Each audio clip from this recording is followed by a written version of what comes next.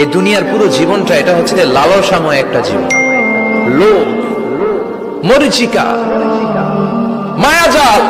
এই মায়াজালে আমরা আটকে আছি, ফলে মৃত্যুর কথা আমরা ভুলে গিয়েছি। পাগলের মতো ছুটছি, আরো টাকা লাগবে, আরো খ্যাতি লাগবে, আরো যশ লাগবে, আরো দাপট লাগবে। আমার এত টাকা দিয়ে কি হবে? এত সম্পদ দিয়ে কি হবে? এত ব্যস্ততা দিয়ে কি হবে? তোমার স্টপ, থামুন, অনেক হয়েছে। আম্মা থামুন, take a rest, take a breath and think about death. Think that you have to go back to your Lord.